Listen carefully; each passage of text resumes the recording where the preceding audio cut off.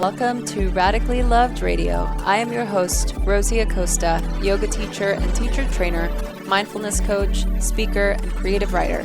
I am also the founder of radicallylove.com, a website where you can go for more information about yoga, mindfulness, meditation, and lifestyle advice. On this podcast, we talk to people within our health and wellness community that are creating content through the ritualistic practice of yoga, meditation, or overall mindful living. We hope to create value in your life so that you can achieve your highest potential and live a radically loved life. To stay in touch with us, just follow me on Instagram and Twitter at Rosie Acosta and on Facebook at Radically Loved Rosie. You can sign up for our newsletter on radicallylove.com to stay up to date on future workshops, retreats, and latest podcasts. Hey everybody, it's Rennie and Rosie. Rosie and Henry. I didn't know if you wanted me to say my name. I was going to say your name first, but you know. Whatever. Hey guys.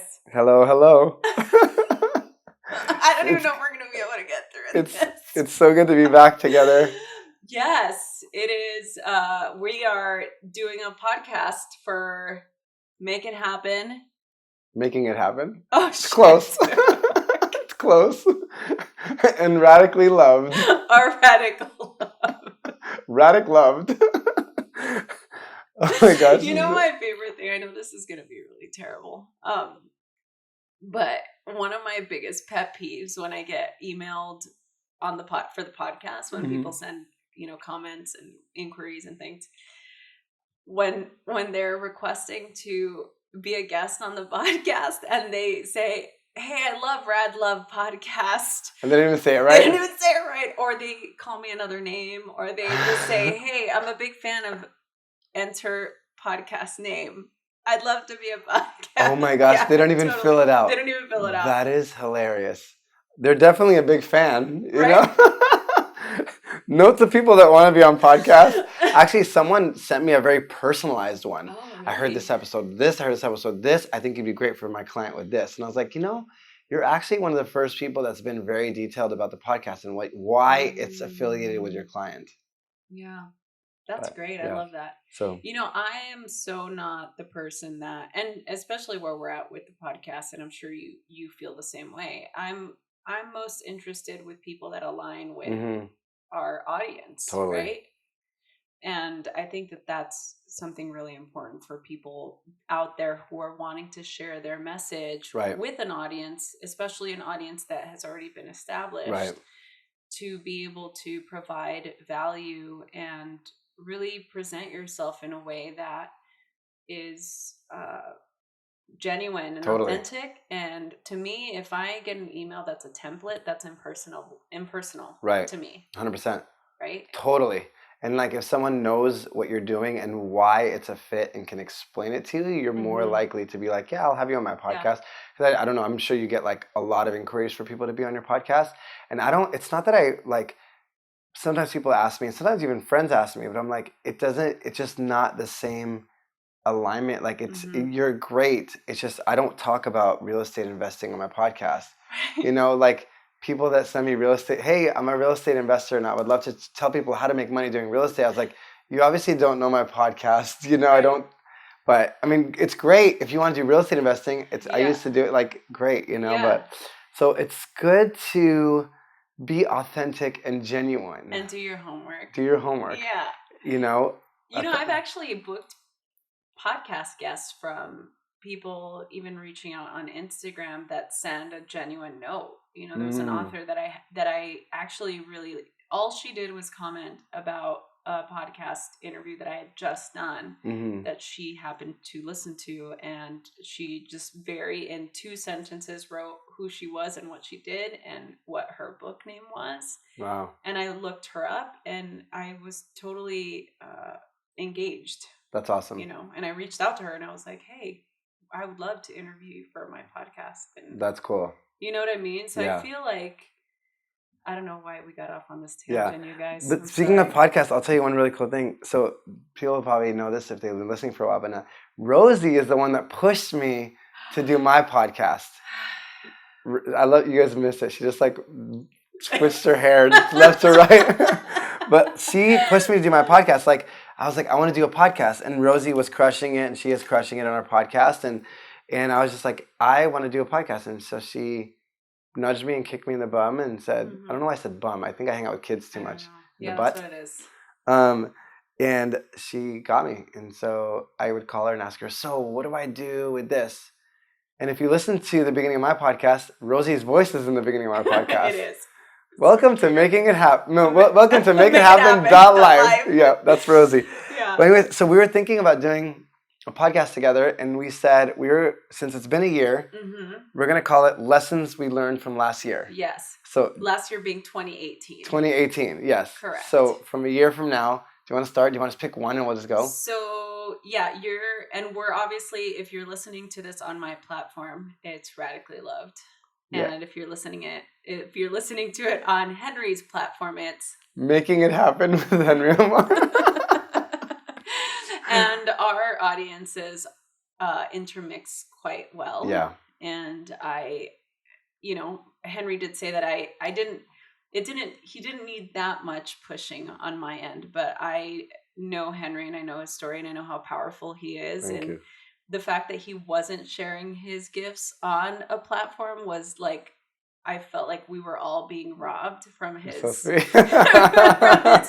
from all of his light and good vibes. So that was the incentive. So you are so all sweet. welcome. Oh, wow. You're so sweet. Wow. Thank you. You know what's crazy? So should we tell them how we met? Oh, yeah. Yeah, we can. Okay, sorry. So everyone's like, tell me what you learned. I want to know what you learned. Yeah. We'll make it really brief, and then we'll go to Lessons We Learned. Lessons We Learned. So we were at an event at Wanderlust in LA, and you were supposed to be sitting somewhere else, and I was invited to that event last minute. And we happened to be sitting next to each other. Next to each other. And we were kind of quiet for the first part of the whole thing. And I remember Rosie was crossing her legs on the chair, and she looked totally meditative. And you had your glasses on. I was like, this girl has cool glasses. She looks like totally zenned out. She seems super cool. And then we started talking, and then I found out you had a podcast, and then you asked me questions, and that's all I remember. I remember we clicked, and then we had juice. And then we made a date to have juice. Yes. Yeah, and it's interesting because, there's the people that you meet sometimes so randomly like that, I don't think is so random. And there's been plenty of people that I've met at events, and I try to meet new people but there was something definitely special about 100%. you and the way that we just connected. Totally. It was spot on. It was so soul recognition. It really was.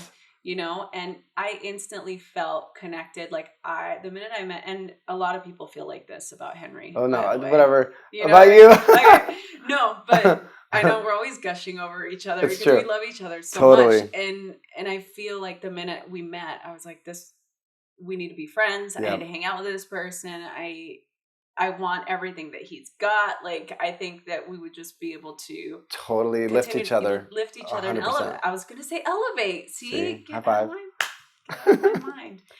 So anyway, that's how we met. All right. So, and if you're interested in our progression and our friendship, we can post the other interviews that we've done on each of our platforms. Yeah, we'll do that. Yeah, we'll do that. Could go back. That would be awesome. We don't have to sit here and rehash our history. Very true. And you'll see how far we've come. Because it's very interesting. I know, it's so bizarre. Okay, so lessons we learned in 2018. So I'm going to ask you a question first. Okay. So, and there was many, and by the way, we're at my house in Laurel Canyon, and we just spent the last 2 hours catching up. Yeah, and seriously. We're just recording now. So I think one of the most important questions that I would want to know is, you've had many lessons in your life, and I know you well. What was it about last year for you that was different in regard to the lessons that we learn in our lives on the daily? But last year in particular, what was the biggest lesson that you learned? Wow. And what, lesson learned is the first part of the question. And the second is, how have you come out of that lesson? Yeah. Wow. And I think you asked that knowing what happened last year. So you guys are getting the real deal scoop. So a lot of stuff. Last year was a big change for me. I literally felt, man, okay, so I became officially like single as of last year. And that was big. Like I love my ex to death. We'll take a bullet for her. She's amazing. We just were not on the same frequency, right? And it was crazy. Sometimes in life, you have to follow what you know is right and let things go that are supposed to be let go and bring things in that you're supposed to bring in, despite how uncomfortable they are and how much courage it takes you to do that. You know, and there's certain I went through a crazy shift early in the year. If you look at my podcast, actually, it's funny. You'll see that I launched it in November the year before. I paused it in January for 3 months because not only did I feel like I want to revamp and make sure I add enough value to people listening, but I was also hashing out a lot of things that I was releasing and bringing into my life. And it was a relationship I was in for almost 9 years, and so a lot of times, like, and I'm a fighter, I'm a lover, I'm like, anything, we're gonna do this, doesn't matter what it is. And and for me, you realize that while yes, you can push to make things work, there are certain things, and I'm all about doing everything you possibly can to make something work.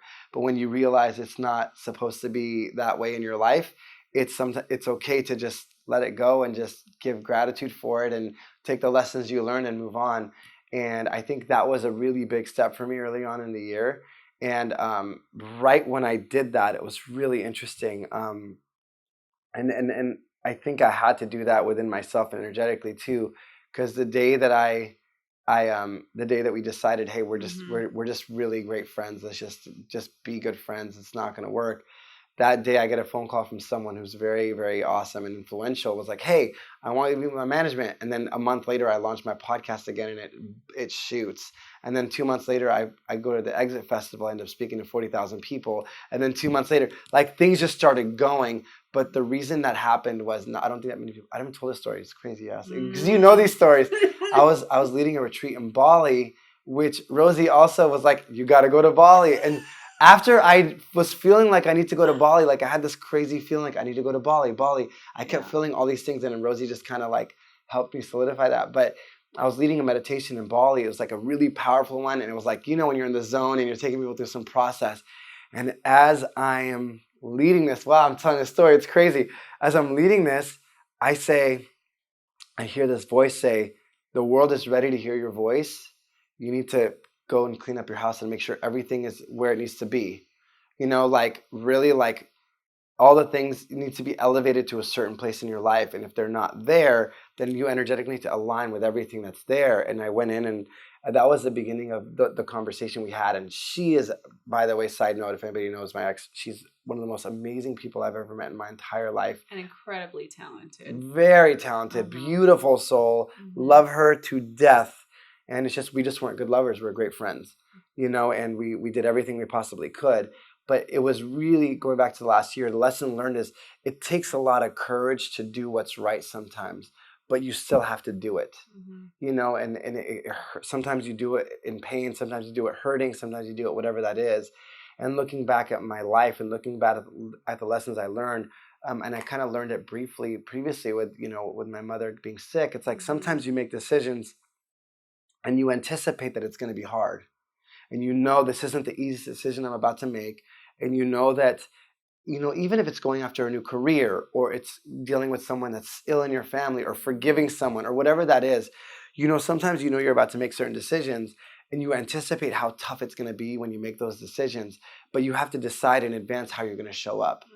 And for me, I decided, okay, I can't go out in the world and be like, how am I going to process this correctly? How am I going to really grow from it? How am I going to utilize this in the best way? Because this could make me one type of person and make me another type of person. So I think it's making the decision that was tough for me to make. And then B, once I made the decision, deciding in advance what I'm going to do to actually process that in the best way. So courage to do the right things when you know they're right in your soul. Does that answer your question? It does. Yes, in a perfectly eloquent way. Thank you. As usual, keep it motivated. Yeah, I think it does. And of course, obviously, like, I know the story, and I know the process that you've been through, but I think it's so great to be able to look back even a year. And Right. again, a year went by so fast. Right. And when you're in it, I think when you're in such a huge transition like that, it's, for most people, it can be extremely disorienting. And even though you may have had moments of that, like, whoa, this is happening. Right. I always admire your courage and your willingness to surrender any gripping or any sort of attachment that you have to, oh, but this needs to be this way, right? So it speaks highly to your character, and I just really love that. Same. Thank you. I mean, that's why I think we resonate. It's like I think both of us are willing to do what the right thing and the best thing is, right? Yeah. It's like, to me, it's if something is the best, and I want it, and or I want to work to make whatever I have the best, and it's just I never discuss real, like, my relationships usually, typically, which is cool because we're really close, like your family, so it makes it easier for me to talk to everybody about it. But it's like, it's crazy, and it's not like, people a lot of times see you and me, and we're out and we're doing so much in the world, and we're traveling and we're doing all this stuff. Like, you just got back from Scotland, which we're going to talk about, but it's like, we deal with all sorts of emotions. It's just a matter of, like, okay, well, how do I deal with them? How do I process them? Like, anyways, but yeah, so thank you. I was going to go to another tangent, but I want to ask you a question because I don't want to take over the whole thing. So, so we're going to pass the baton. Do you have anything else about that? No. Okay. Thank you. Okay, so you had a big year. Like, you were gone a lot last year. You were on the cover of Yoga Journal magazine. You represented Yoga Journal, literally traveling across the whole country. I remember we were sitting here talking about you going, and then you traveled. That was last year, right? That was the year before. Was it? Yeah. Oh my gosh. See, we're just like merging everything We together. are. Oh my gosh. Okay. That was the year before. Okay, so but I was gone a lot last year. There was a lot of retreats and travel and workshops and things. Yeah, and I've seen you evolve like a ton. We were talking about it today.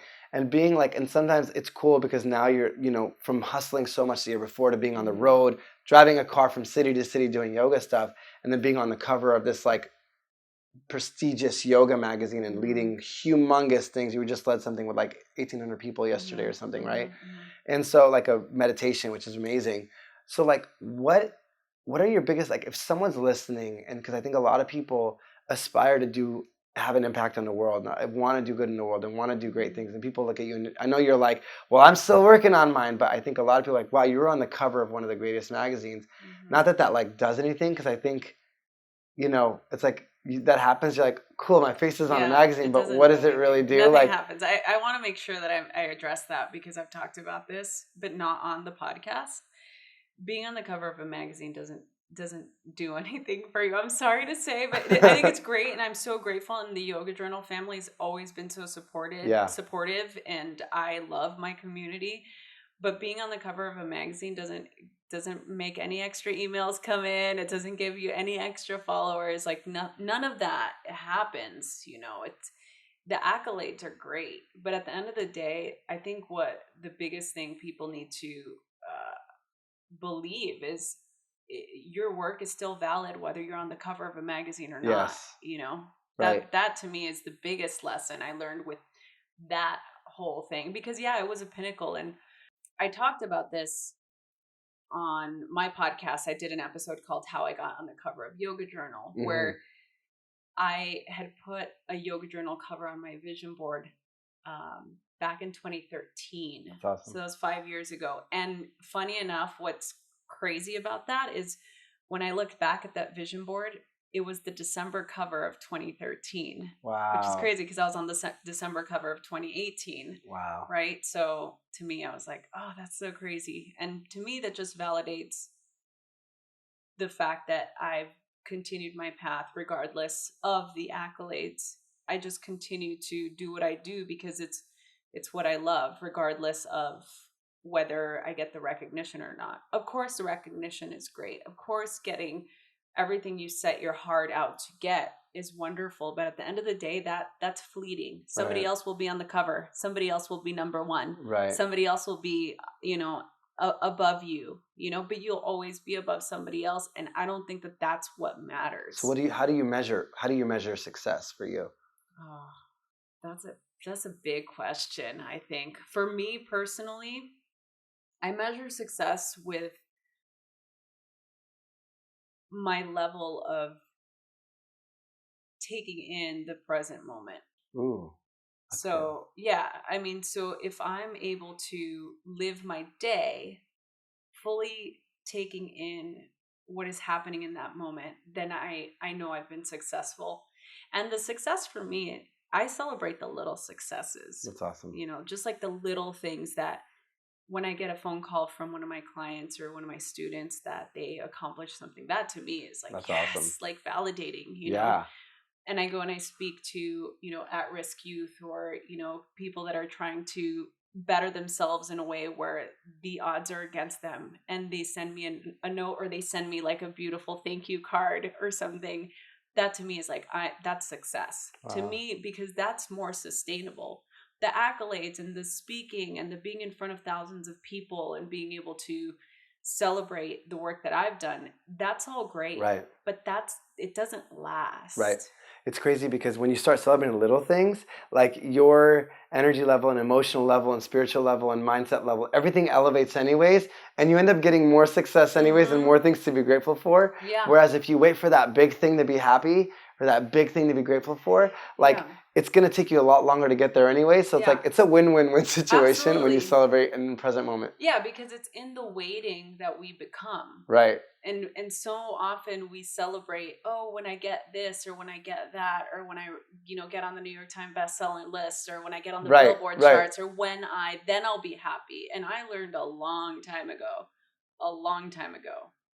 that you can't wait until tomorrow for you to celebrate your happiness. You don't experience love, joy, contentment in the future, in the past. You experience it in the present moment. So why would I sacrifice the very little time I have on this planet, because we don't have that much time, and without sounding too morbid, we need to be able to just take in all of those joys and pleasures and moments right now, because that's really all we have. That's right. Yes. Oh my gosh, so much. You said so many things. I love it. Oh my gosh. So one crazy story, I think I've said it before in one of my episodes, was I had this. I move a ton because I'm always on the road, right? Yes. And I have this box next to one of my office desk. I have this box on the floor, and it's funny.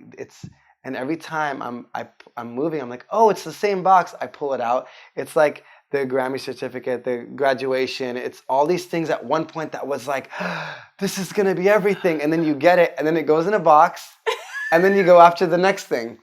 And then I was like, yeah, I'll hang it up. But you go after the next thing, and you realize it's in a box. And then sometimes I'll look at it and be like, oh my gosh. I remember when I got this award at USC, it was called the Order of the Torch, and it was supposed to be like this, it's a huge deal, like 12, whatever. And I was like, I remember when it was like everything to me. It's like they give it to 12 people. I was like, I'm preparing for it. I was doing everything for it. I was looking forward to it. When I get it, it's going to be amazing, blah, blah, blah. And then I got it. And then it was in the box. And I forget I even did it until I brought it up right now. Like I forgot that I even got it.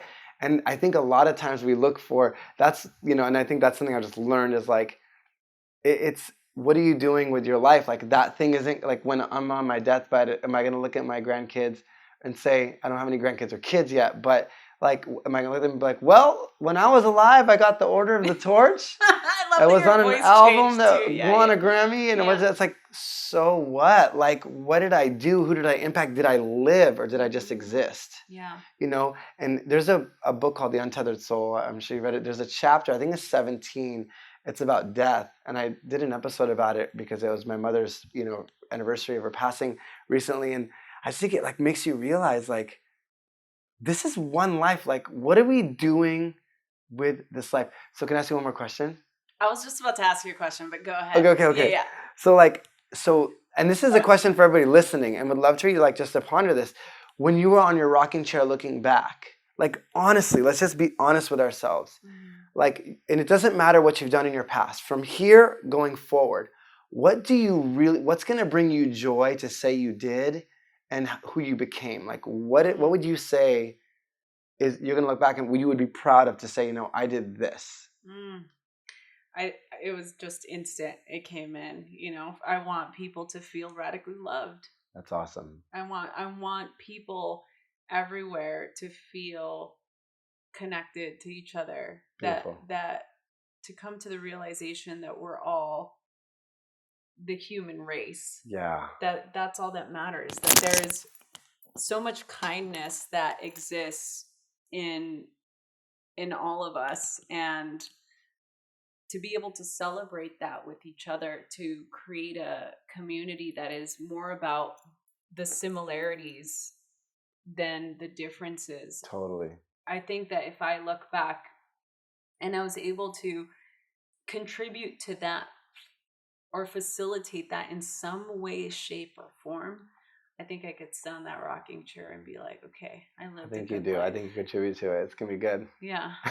I'll sit on the rocking chair. We'll have hot chocolate together. Hot chocolate, yes. This is like our party time. It really is. So from just going back to our lessons from last year, did you learn anything last year that you're like, I will never do that again? Holy moly. Sure. Let me think. We'll come back with your regular scheduled programming. Let me think about this. I will never do that again. I think something I get caught up in every once in a while is getting caught up in the mind of like, you get so busy that you forget to actually like live intentionally. Like there's so many things calling to you. It's funny. I just recently had it happen this weekend. Like you get so busy. Like there's so much going on in our lives. Everybody listening probably has, some people have kids and school and this and that and job and they have a dream they want to pursue. And it's so easy that like life just starts calling to you and then you get caught up on this cycle and then you realize like you're just completely wiped and drained, you know? And there was one moment I was traveling so much and I was doing so much and, you know, I'm very ambitious and I think both of us are like, we'll just go, you know? And I think a lot of people listening, I mean, if you're still listening to this podcast episode to this point, you're ambitious and you care, right? Like that's just a fact because you care enough to invest this time into your personal development. And I think I was just going so much that I didn't listen to what I needed. Because I think sometimes, and most people that listen to this are givers rather than receivers, right? I think we're similar. Like I would much rather give than receive. That's just how I am. And I think most people that are in our community are very similar to that. So a lot of times we give, and I forget that sometimes I really need to make sure my cup is full and overflowing. You know, and there was one moment where I was completely wiped and drained, and I was just overwhelmed, and I just had to step back, and I got super sick for like a weekend. And then I remember and then it was funny. This was my lesson actually. I got super sick that weekend, and I don't like asking people for help. It was my lesson. I didn't like asking people for help. So, you know, long story short, I just ended up like getting sick and sitting there and I couldn't even get out of bed to go get food. And like, I was sitting there and I was like, oh, well, I don't want to bother anybody. I'm like, and I'm sitting there like literally feeling like I got hit by a bus and I'm walking up and I felt like I was going to pass out. And then finally this girl that I had dated for just like a little bit, she messages me and she's like, hey, what's up? And I was like, I'm not feeling well. She shows up with like bars and food and stuff like that. I was like, you are the greatest ever. But I was like, man, I don't do a good job at like raising my hand and saying, hey, these are what my needs are, because I don't want to be selfish, but I realized I was being selfish by not taking care of my needs. You know, so like if you're a giver, like we need to learn how to receive and learn how to like make sure our cup is full as well and have self-love, because if I can't give you love if I'm not loving on myself, you know. That's kind of like, I think one thing I learned is like I need to like allow my friends to be my friends.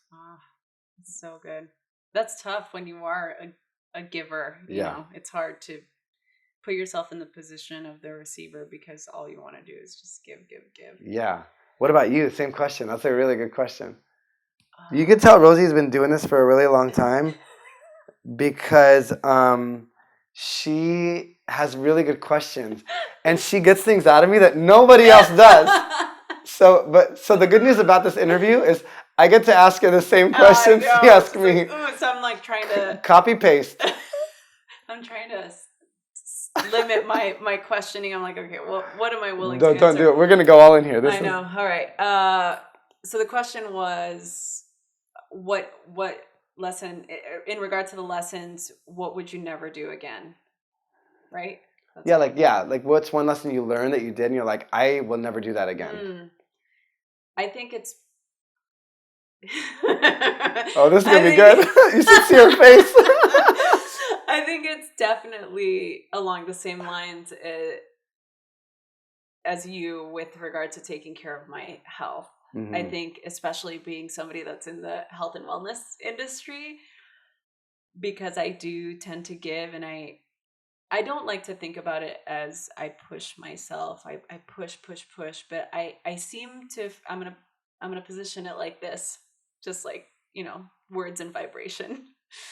I tend to forget that my physical being needs rest. And I can tend to push it to the limits of not giving it what it needs when it needs it. Right. And so I think one of the biggest lessons for me last year was with regard to my health and not being able to give myself what I needed when I needed it. And in a sense, ignoring my own internal,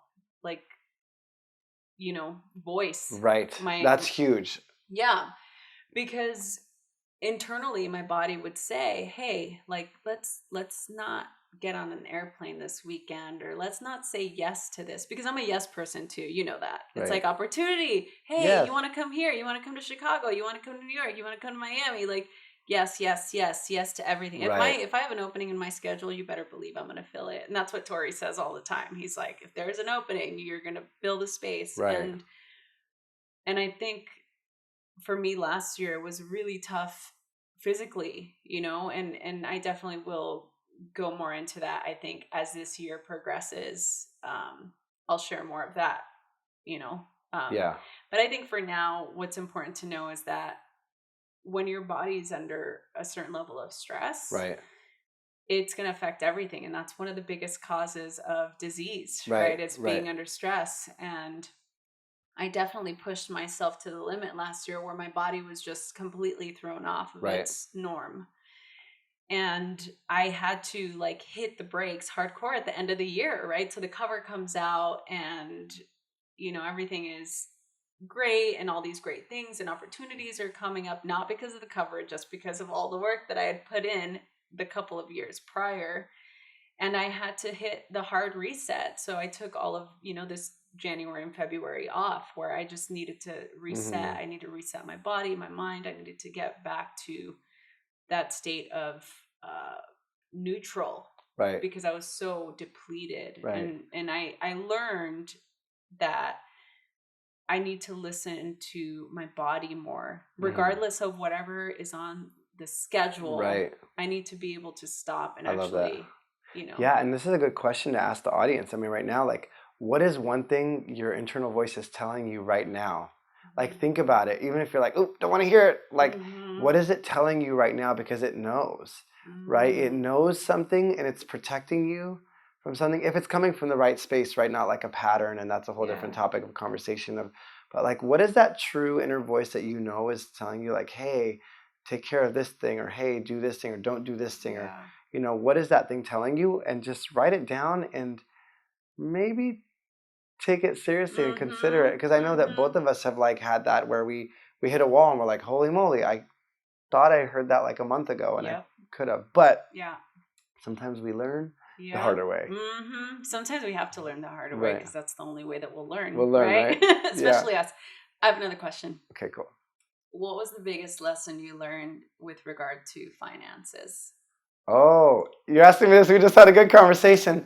So this is a very interesting, it goes back to, I love it. Rosie was just actually setting me up for this whole podcast. We sat here and she's picking my brain about all these things.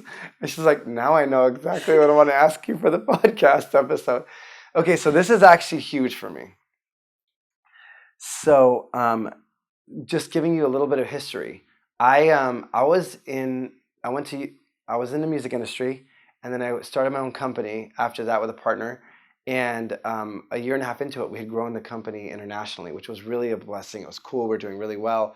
And then my internal voice, I felt like God was telling me, like, it's time to sell your shares of the company and go back to USC.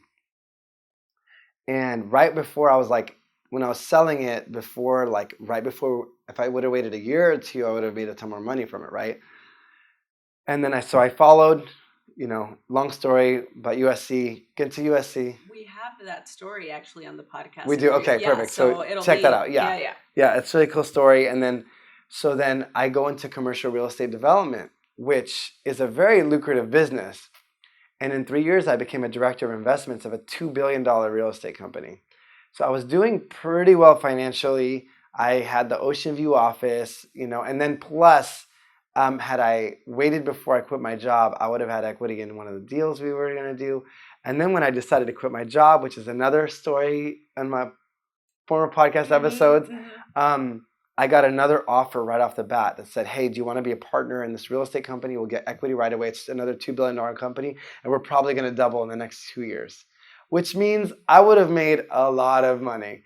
But I said, no, I'm going to I felt really strong I needed to quit this job and give this gift to the world that I feel like I'm supposed to give through me, my talents, my strengths, all that stuff that I've been given, I want to give it back. So I was basically going to fund myself.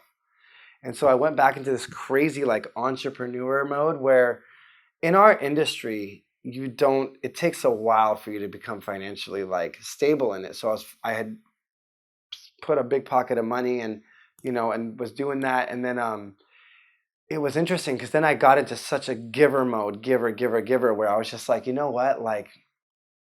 I'm thinking, how deep am I going to go? This is go all the way, right? I'm like, do it. Rosie is smiling at me do it. So I got into giver mode and I literally put everything back into this. Back into funding my marketer, my designer, just everything back into what I'm doing. A lot of the travel I was doing, that was basically just me funding it, But I knew I had the big vision, the big future, and it was just an investment, right, into myself and into this work. So long story short, I had put everything back into this. And every time last year when I would go to do something for income, I would have some coaching clients. I've limited because I don't have that many coaching clients. I have maybe 2 at a time or 3 at a time. And I had a few coaching clients and other things that were giving me income. But every time I would go to do something really big to get income, I would feel that voice say, don't focus on income, just focus on impact. And so for me, I was like, okay, don't know how I'm going to do this in 2 months. All this, I had saved up a ton of money. And it was 3 years later, it depletes, right? Right. And I'm like, okay. And I kept feeling, if you know me, you'll know I'll always honor and follow what I feel the right thing to do is. Even if it seems like I'm crazy, move to Antarctica, wear Speedos, and live in an igloo, right? I will do it. Not that that's what it said, but and that would be really hard for me to do. But, side note, I don't like being cold. But okay, so I don't even know why I said that. I don't know, that was kind of out of left field. It was, that's okay. So I kept feeling that. And then this year, I was, I had a concert on March 9th and I have some really, really cool music coming out. I have cool announcements. I can't say them yet, but I'll tell you in a second. Rosie's smiling. I got the sneak peek. But I will tell you soon when I'm allowed to share it. But some really cool big things, right? And but I put everything back into the show, into everything I was doing. And right after my show, March 9th, I went to a Tony Robbins event, which I love. I love Tony. I think he's brilliant. His live events are absolutely unparalleled. So I went to a Tony event, and this is totally real deal, real talk, guys. So I was at a Tony event, and Tony does this process where you just have to go. I won't tell you all about it, but it's where you take your most limiting beliefs. And mind you, I do a lot of self-work. Rosie and I, and you obviously listening to this podcast, do self-work. And there's always layers and deeper and deeper and deeper. And just when you think, I'm free at last, things come up and they're big. And so I'm at Tony's event, and I knew all these things were coming up for me because I'm at another transitionary level in my life. There's a lot of up-leveling that's happening in my life right now, and we're always up-leveling, but like mine happened pretty dramatically. Like I went from like not really speaking to small crowds to 40,000. No podcast to crazy. Nothing like I'm like 0 to 100 kind of person. And I'm at another 0 to 100 point in my life where some things in the next 6 months, 8 months are going to be pretty big. And so all these things started coming up, and I was like, what is this? So I'm at Tony Robbins, and Tony says, write down 3 of the most limiting beliefs that you've had. And nothing was really popping up. And I was telling Rosie, I got into a place of complete surrender. Like, where I was just like, literally, I said, I need to discover my most limiting beliefs, the deepest subconscious beliefs. Because for me, I mean, those of you who know, your subconscious mind is your operating system. 90 to 95% of your whole thing is operated by your subconscious mind. Only 5% is conscious. So most of the things you do is a pattern. So for me, it's like, I want to unveil anything and everything that is not serving me, and I want to be free from it, and I want to live at the highest level possible. So I'm sitting here at Tony Robbins, and I'm just like pleading, and for me, I believe in God, so I'm praying like, God, I need you to show me. I completely was in a state of surrender.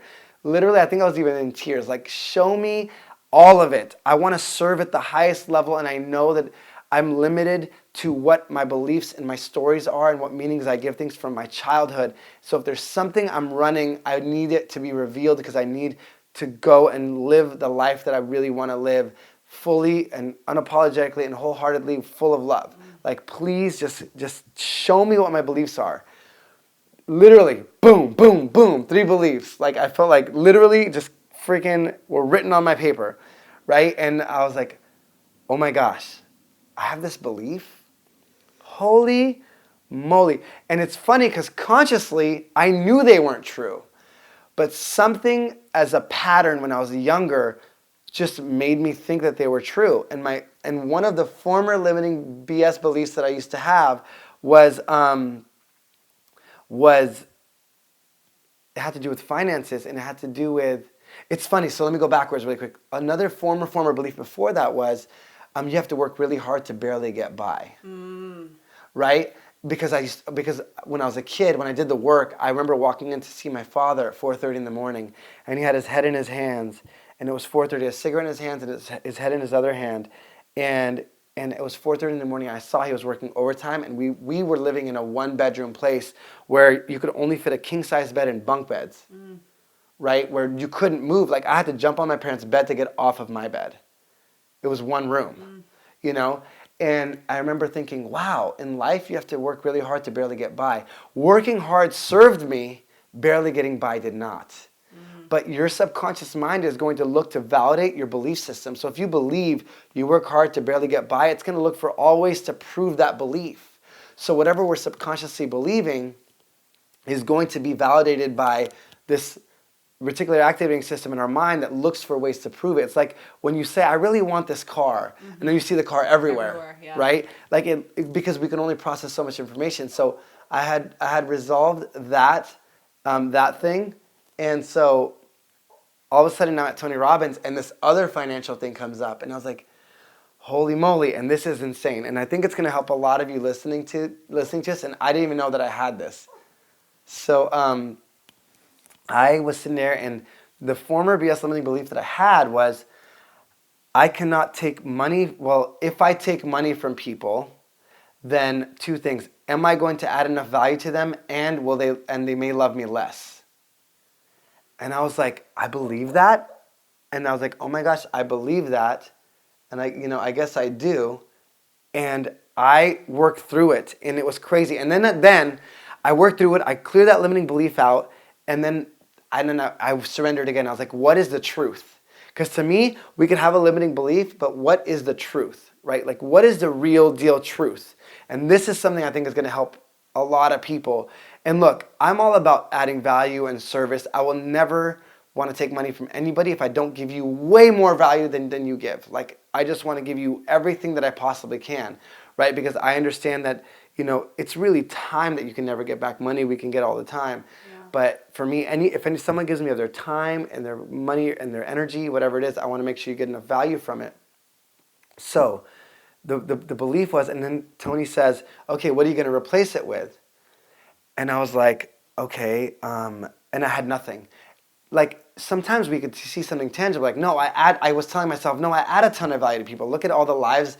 I get messages every day about lives changing from across the world. I heard your podcast, I saw your video, I saw you speak, I still remember something you did, and even like you saved my life. And I consciously knew that. I would say, I add value, but something, it wasn't in my soul that I felt it. And then all of a sudden, and this is the way that to me, God speaks to me, and if you believe universe, source, infinite intelligence, whatever you want to replace it with, all of a sudden, this verse, this phrase or this verse pops in my head, and it says, what is it worth it if somebody loses their soul and gains the whole world? And then the voice inside of me said, Henry, one soul is worth more than the entire world. And what you give somebody and what you do for people, they can't give you all the money in the world and pay you enough for what you do for them. Because their soul is worth way more than the entire planet. So we're in the work of helping people with something that's so intangible and eternal of nature, like infinitely, important. Like, this is going to last for the rest of their life, right? This is going to last forever for them, forever till they die, right? This is going to help their relationships and everything that they do, their self-worth. And it was like, man, like, you're giving the knowledge that I've been blessed with through my own personal hero's journey, my struggles and my study and just the gifts that I've been given is really to help people get connected, to be free from limiting beliefs, to be free from all these things. And this is the work I'm constantly doing on myself. And to see people get connected and live a full life and do all these things, it's like, I realized, like, no amount of money in the whole world, like, if someone gives me a deep connection and liberates me to go live a full life and liberates me to go after my dreams and live my dreams and have self-love and have a better relationship and give my gift to the world, I cannot pay that person enough money, right? And yet on the flip side, I was like, am I adding enough value? Are they going to love me less? Like, no, like, I am doing a really important work. And it was a big shift for me. It was like, wow, like, and then the second part of it was, first of all, there's an abundance of finances in the world. Like, there's enough to go around for everybody, and I can do more good. I don't want the money for me. Yes, I want cool things, but first and foremost, I think, how can I scale? How can I get bigger messages out? How can I create cooler videos? How can I hire more people to get the word out? How can I help this one person? How can I go help this one cause? Like, people, like, money is not evil. It's a magnifier. It reveals your character, right? So for me, it's like, my intentions to me are pure. Like, I want to do good. Do I want cool things? Absolutely, right? But first and foremost, like, it's a duty for me to be successful because I want to do good in the world, right? And so those two shifts for me last year, sorry, thanks for bearing with this long story, but those two shifts for me last year was, one, it's like, nothing can replace what you do for somebody on a spiritual, soulful, mental, emotional level. Nothing. No amount of money can do that for anybody, and it's not even about the money, right? It's about what impact can I make. Yeah. And secondly, like, those of us that have, anybody that has limiting beliefs regarding money, it's like, really dive in and understand, like, it's not evil. It's a beautiful thing, and there's enough to go around. And guess what? The people, like, I had this really other cool experience telling Rosie about, but I'll tell you the principle of the lesson is the people that do, energetically give you something in return for what you give them, they're going to receive, because they're putting faith into something that's higher than themselves. Like, they're saying, I'm going to invest in myself. I'm going to do something. So whether you're in sales or whether you want to be a coach or whether you want to go speak or whether you want to do something, you are worthy to do it. You do have a story. Right? Like, everybody has something that they could give somebody else. So don't discount yourself. Don't discount what you give the world. And know that if you just help somebody with just pure love and intent, then you're giving them something that money can never buy. Right? And going back to worthiness, and I'll spin this back to you. And so does that answer your question? Yes. Going back to worthiness, and we talk about worthiness all the time. What are some things for you? Like, what comes up in terms of worthiness, and what are ways that you help remind yourself? Because living in the limelight, being on a podcast, getting asked to speak at all these events, there are always those other thoughts that pop up in your mind. There's doubts, the self-doubt, the self-sabotaging thoughts. What are some experiences you've had that we can talk through in the past year? Because I've seen you evolve a lot last year. Because Rosie is very honest with herself, So can you elaborate on that journey for you? That would be amazing. Oh, that's like a big sort of blanketed. How do we go? First of all, thank you for being honest and for talking about the financial Oh my gosh, thing. it's amazing. Because I am also of the belief system that money is a spiritual thing, because we need it as a way. It just allows us to spread our message more. And I think that especially in the world of yoga, right? It's looked at this desire thing that can corrupt our desire map. You know what I mean? And I don't believe that, and that's not the way that in my school of thought and in my philosophy and the way that I study. It's actually a conduit to be able to expand your potential and be able to expand your message and reach more people and continue to help and aid in their development. Especially having similar, background with, I come from lack mentality, scarcity mindset. We grew up in, 2-bedroom apartment complex with like 8 people, and there was just a lack of resources, and they didn't believe in financial abundance. Everything was very scarce and there was never enough. But I never knew that, which kind of helped, that's the one up that I'm really grateful to my parents for, is that I didn't know that we didn't have enough, but I knew that we didn't have what most people did, right? And so I always had that mindset also, that you needed to work hard just to barely get by. So it was in a different scale. And for me, I think that helped shape my limiting belief around my earning potential. Right. It was like, oh yeah, I would always get to a place where I would reach the highest pinnacle of the job that I was doing. Right. And then I'm like, okay, well that should be good enough. That should be good enough. And I was always put in positions where there was more to gain or make, but I never asked for it. I always thought that somebody would come in and like say, oh, Rosie's working so hard, let's give her more money. Like I always just hoped that somebody would come discover me, right? That somebody would just, and that something never happened, right? That somebody ended up being me. Right. Because I realized, well, this is what my value is. Why am I not, especially all the work that we've done, right? It's like, this is my value and this is what my work is valued at. And it wasn't until I was able to correlate those two things that I was able to reach a place where I felt financially abundant and financially free. Especially being in the position that I'm in, where I'm still financially responsible for a lot of people in my life. Right.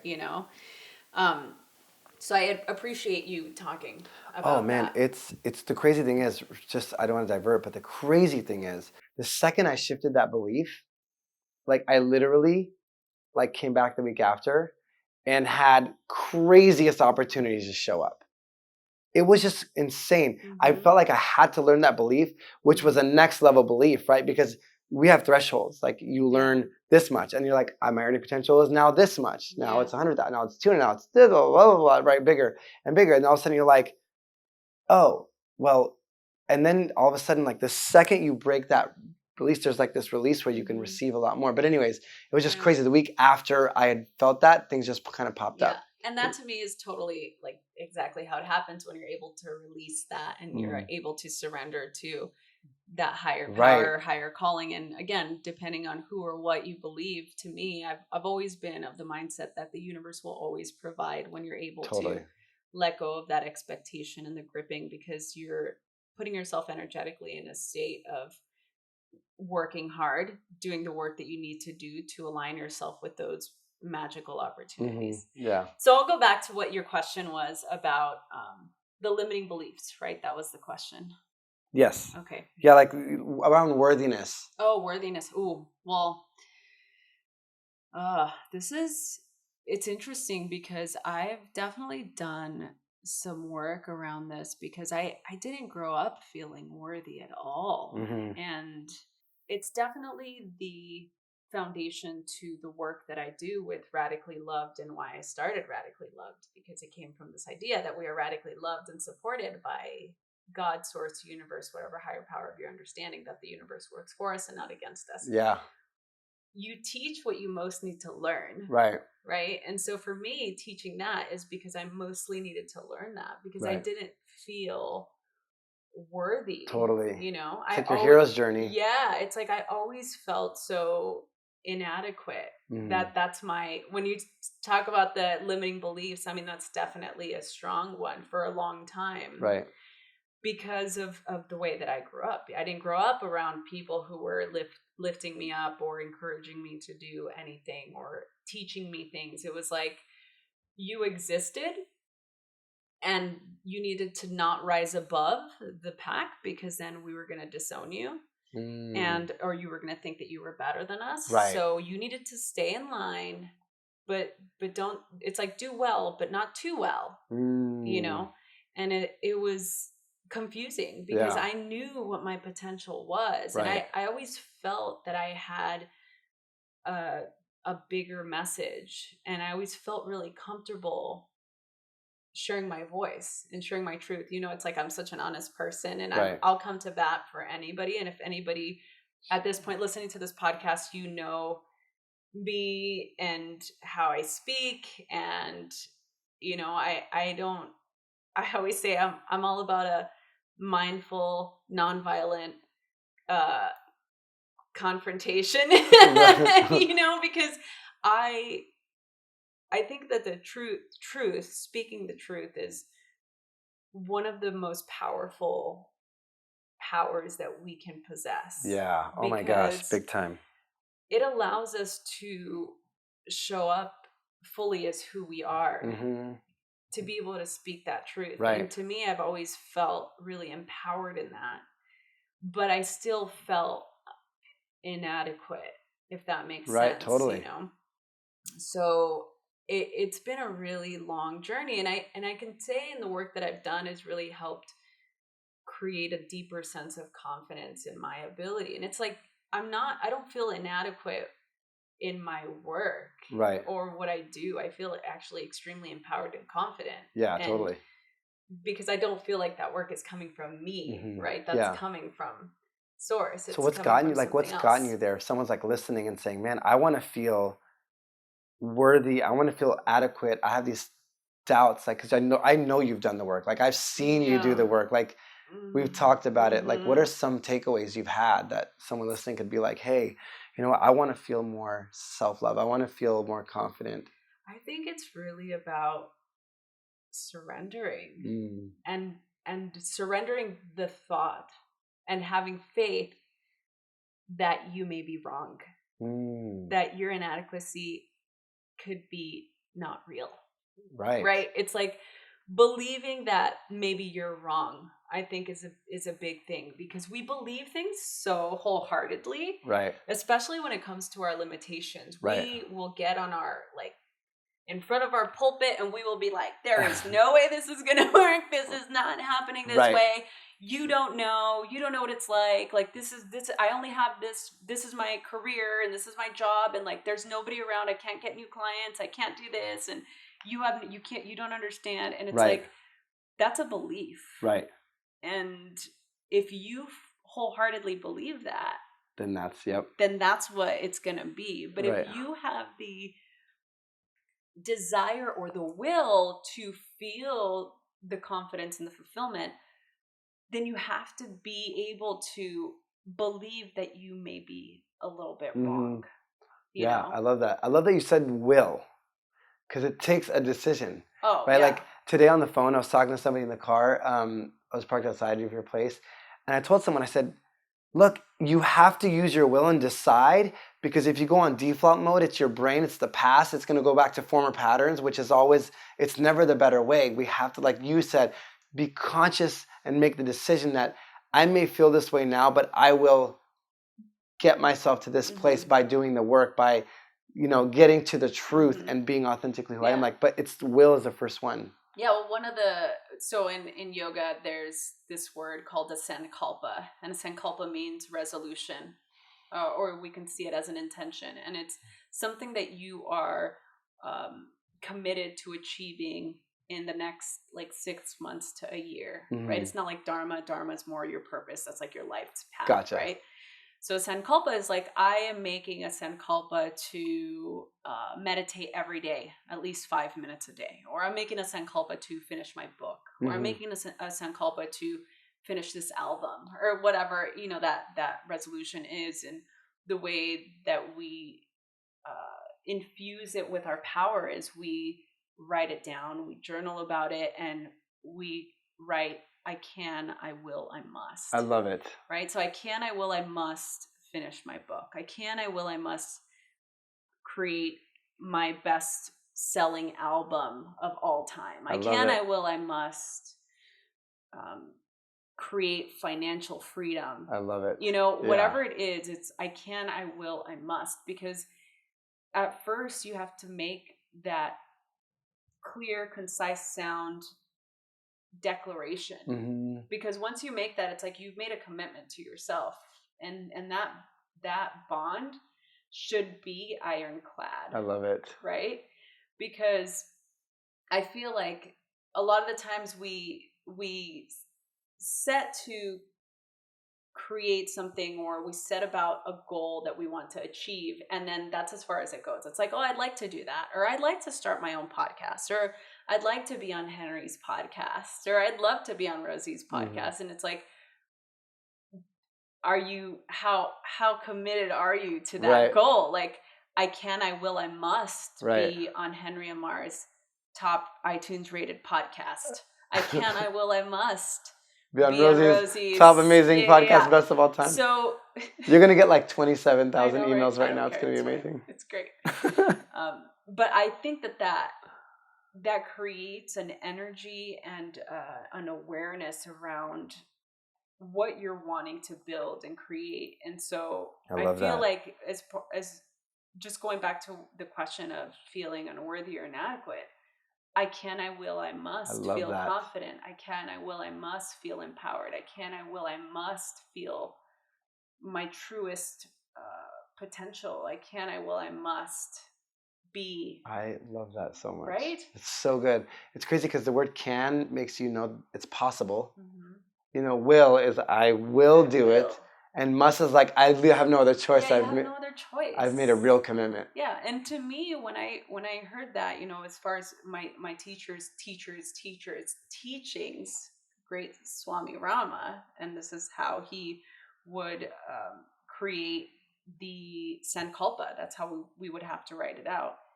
It sounded so true to my soul with the level of energy and dedication that I have lived my life. Because I'm like, oh, that makes sense. Because to me, my entire life has felt like a climb, right? Like I'm just climbing, and there is no, it's like we all started from the bottom. Now we're here, right? But that's the truth. I will never look back and say, oh, I've taken a step backward, or I've fallen behind. It's, it's that saying that we fail forward, right? Absolutely. We fail forward, and we continue to move forward, and we continue to move up, even in the moments where we feel that we've deviated. You've not deviated. It just doesn't look like what you thought it was going to look like. Right. 100%. I love that. So if you're listening, like what can you, will, you must, like write that down for the next month and just see what happens. And one thing while you do that, it's really cool. Just really visualize and feel it and see it and embody it. And the more you emotionalize your cans, your wills, and your musts, like the more that your brain will just rewire itself to do that. I mean, Henry, we've already been on here for over an hour, and oh my I feel gosh, like seriously? we can continue, but I think let's answer one more question. Yes, let's just close. I did not even know that. Okay. I know.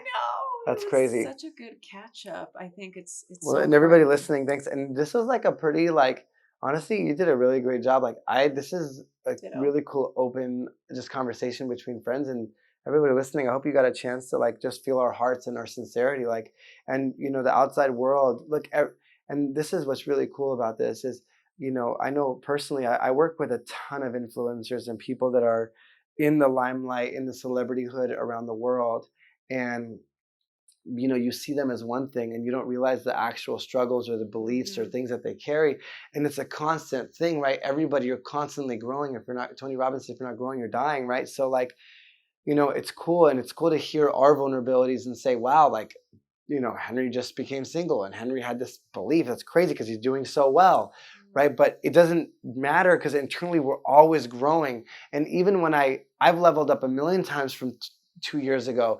And hopefully if you meet me next year, like one of my favorite quotes is, if we haven't spoken in over a year, allow me to reintroduce myself because my growth game is strong, and like hopefully all of our growth game is strong. And look, like you don't have to be perfect to make a difference, and you're not going to ever be perfect. So if you wait for that moment, you're never going to make a difference. And so just something I wanted to share, like I'm very grateful for our friendship and just the openness that we're able to have, and just everyone listening, like look, like we all have something to give the world.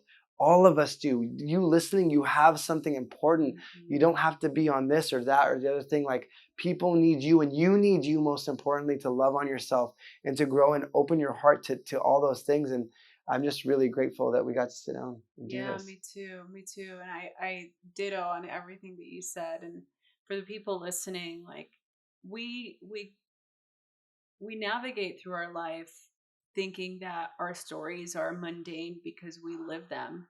But that's so not true. People need to hear your message. Every single human on this planet has medicine, and it's part of our duty to share that medicine with the world. If it's just a smile or a kindness or sharing our story on a Instagram post or sending an email or a text or mailing a letter or writing a thank you post-it or just acknowledging the person at the grocery store that's checking you out, whatever it is, you have medicine to give to the world. And I think it's important for us to all recognize that in each other. And I think that not only by recognizing it, but by expressing it in a way for the other to recognize it is going to create just such a stronger bond. And 100%. I'm so grateful for. I love that. And I feel impressed to just say, like, don't ever be afraid to share your story because of what other people are going to say. Because the people that aren't going to hear your message aren't for you anyways. Like I always tell people, be you authentically. Like you said that earlier. And if you're you and all of a sudden, if I'm myself and I lose all my Instagram followers but 3, those 3 are my people. Yeah. You know what I mean? Like, and we'll go from there. So I love that. And so if somebody falls out, because don't be afraid to share who you are. I've never heard someone say everyone has medicine. That is so good. But it's true. It's so true. Yeah, it's so true. Okay, so what's the final question? Hold on, let me channel in what we should answer as the deep Rosie Acosta question. Okay. Oh wow. I guess I'm like, ooh, okay. What are you willing to commit to from now until the end of the year?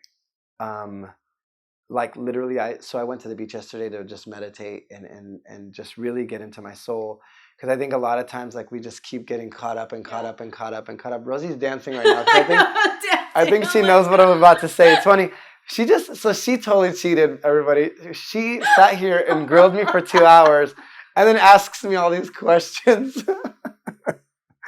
So I went to the beach yesterday because I've learned over the years to do really well emotionally. Like when I'm in something, boom, I've learned Henry Ammar's machine, right? Like I've learned how to use my will and how to use this brain of mine and the emotional energy of mine and blah, blah, blah, right?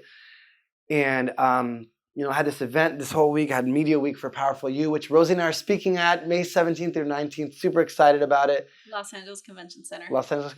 www.powerful-u.com, letter U. You got to go. It's going to be so good. But that was a plug for them. But we're doing Media Week for them. And then I spoke on a panel on Saturday. And I was just going, and so many things were pulling at me, And I woke up on Sunday morning. It was the weirdest thing. I've over the years, like my anxiety is like diminished, like to nothing. I feel it goes away. Boom. I've learned to manage it. Sunday morning, I woke up totally full of anxiety. I was like, what is going on? I forgot your question, but I'm going to tell the story. But and then so I went to the beach yesterday and I was like, okay, I went to church and then beach. And I literally was like, I'm going to clear my energy. I'm going to align. I'm going to see what's going on. Because when I feel an emotion, emotions are indicators to me. They're indicating something is going on. Your focus, your energy level, your self-talk, or something's not right in your life, you need to make some shifts, right? So I'm like, okay, let me just get into my heart. I'm not going to resist it. I'm going to love on myself here. I'm not going to be mad at myself for feeling this. So I went into this mode of like, okay, discovery and self-love. And, sitting at church and went to the beach and had my journal and literally sat there, took some breaths, and then it hit me, right? It's like pause, dramatic effect. No, it hit me and I was like, oh my gosh, like I love to help so much that like I've just been going 100,000 miles an hour. Same thing last year, but this one was more of like, I want to help so many different people that I've allowed it to be scattered this past week. And I felt out of alignment. And I felt like while I was doing good, while the panel on Saturday was really powerful, while all these other things were really powerful, I realized that it happened for a reason, and there was an elevation that I had to wake up to within myself of complete taking charge of my life, complete ownership of my life, not being pulled from the wind pushing me this way or pushing me this way.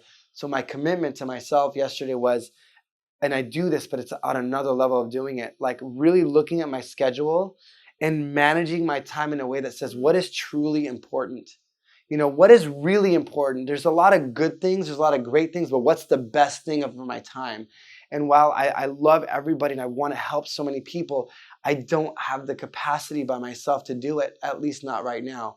While I'm building this thing and releasing music and doing all this and wanting to serve and wanting to grow and, so I committed to myself yesterday to really step back and take ownership of my life and my time and my energy. And really being aware to listen to that inner voice in a way that I've never listened to it before, because I listened to it pretty well. But in order to accomplish the impact I want to have in the world, I have to be very deliberate about my time and my energy and my intentions. And sometimes it means saying no to certain things. And so I fully commit to honoring this time that I'm never going to get back, to being intentional with it on a daily basis, on a weekly basis. And it doesn't matter what the world thinks Henry Ammar should do. What matters is what's in alignment with what I feel I am called to do at this moment. Yeah. And in that space, I can give the world what they need more than what they think they need. Or if not, there's somebody else that's going to give it to them because I'm called to do this thing. Right. Yeah. So essentially, it's like you're making yourself the priority. Yeah. Like making...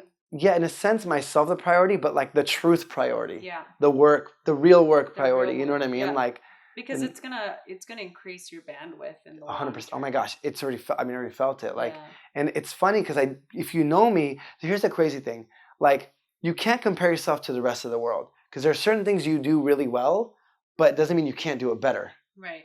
People look at me like, how do you get so much done? Like, I recorded a record, I have a podcast, I do this, I have another gig I'm helping this company out. Like, I've literally filling my schedule up and I get it all done, but it doesn't mean I can't improve it. And when I do, it's because the level of impact I'm going to have on the world requires that high level of focus and understanding.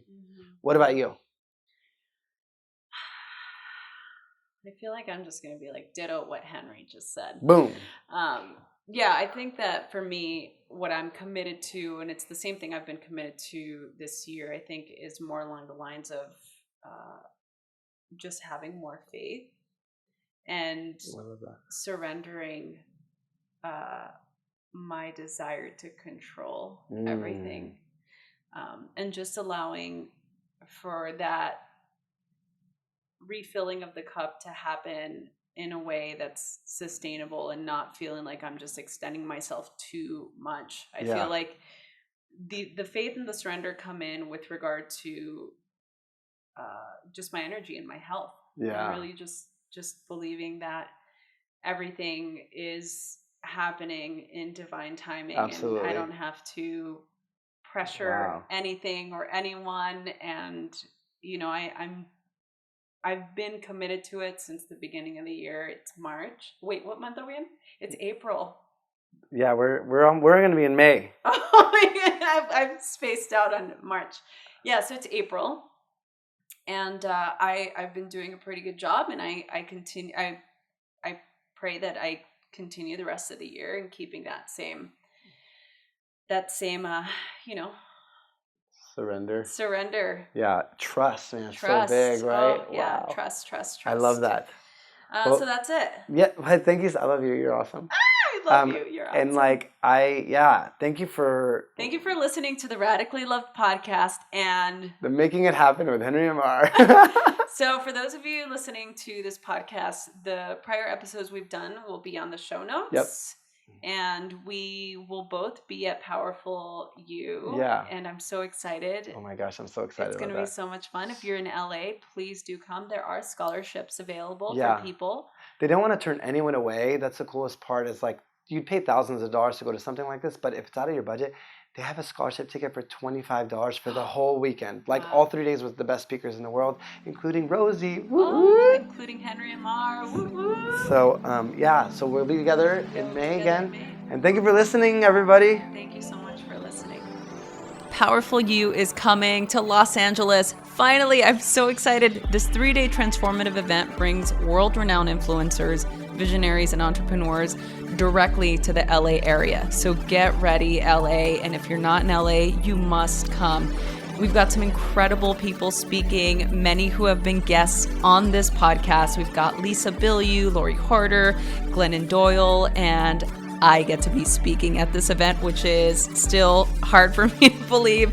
I'm so excited. It's May 17th through the 19th. Get your tickets at powerful-u.com, or you can go to the show notes of this podcast and go directly to the link to get your tickets now. This event will sell out, and I really hope that you treat yourself and get an opportunity to come to this amazing event. So I'll see you soon.